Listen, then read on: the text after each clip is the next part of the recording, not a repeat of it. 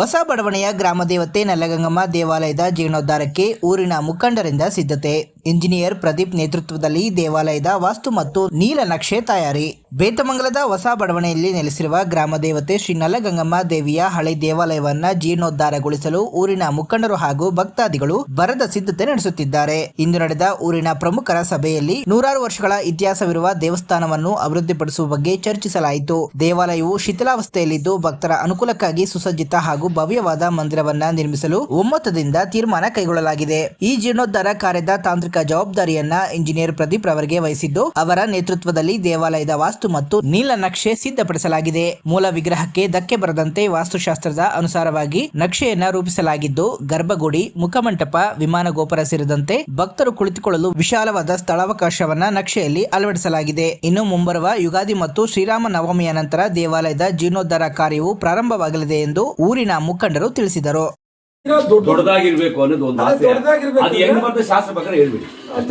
ಈಗ ಒಂದು ಕೆಲಸ ಮಾಡಿ ಸುಳ್ಳ ನಿಜನ ಈಗ ಅಷ್ಟಲ್ಲ, ಶಾಸ್ತ್ರ ಹೆಂಗ್ ಬಂದ್ರೆ ಅಲ್ಲ, ಶಾಸ್ತ್ರ ಪ್ರಕಾರ ಊರು ಚೆನ್ನಾಗಿರ್ಬೇಕು, ದೇವಸ್ಥಾನ ಮಾಡೋರು ಎಲ್ಲರೂ ಚೆನ್ನಾಗಿರ್ಬೇಕು.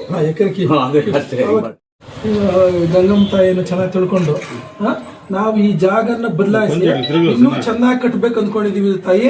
ಅದರಿಂದ ಈ ನಿಮ್ಮನ್ನ ಬದಲಾಯಿಸಿ, ಜಾಗ ಬದಲಾಯಿಸಿ ಇನ್ನೂ ದೊಡ್ಡದಾಗಿ ಕಟ್ಬೇಕು ಅಂದ್ಕೊಂಡಿದೀವಿ.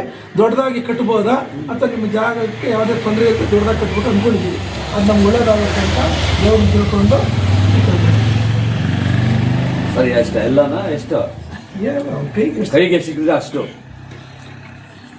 ಚೆನ್ನಾಗಿ ತಿಳ್ಕೊಂಡು ಬದಲಾಯಿಸಿದ್ರೆ ನಮ್ಗೇನು ಆಗಲ್ಲ ಅಂತ ತಿಳ್ಕೊ. ಫಸ್ಟ್ ಆಗ್ಬಾರ್ದು ಅಂತ ಏನು ಆಗಲ್ಲ ಅಂತ ತಿಳ್ಕೊಂಡು ಈ ಕಡೆ ಕೈ ಹಿಡಿಸ್ತೀವಿ.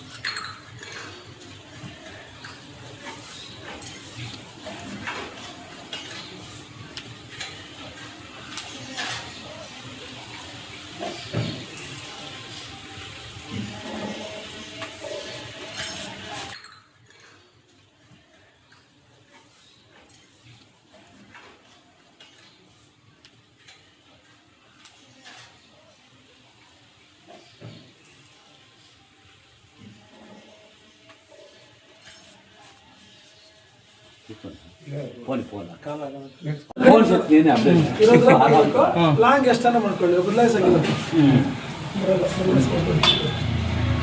18 ಡಿಗ್ರಿ ಇದೆ, ಅದೇ ಡಿಗ್ರಿ ಹೋಗ್ತದೆ. ಇವಾಗ ಇದು 12 ಡಿಗ್ರಿ ಇದೆ, ಅದೇ 9, 8 ಇದೆ. ಸೇಮ್ ಇನ್ನು ಎಷ್ಟು ಸಿಗ್ತಾರೆ ಭಿನ್ನ ಆಗದಿರೋಂಥ ಥರ ಪೂಜೆ ಮಾಡಿಸ್ಬಿಟ್ಟು ಆಮೇಲೆ ಗೋಡೆ ಕಟ್ಟಿ ಅದ್ರ ನವಧಾನ್ಯ ಮುಚ್ಚಿಬಿಟ್ಟು ಆಮೇಲೆ ಏನು ಕೆಲಸ ತೆಗಿಬೋದು. ದೇವ್ರ ಇಟ್ಕೊಂಡು ಈ ಏನಿದೆಯೋ ದೇವ್ರದ್ದು ಎಡೆ ಇದೆಯಲ್ಲ,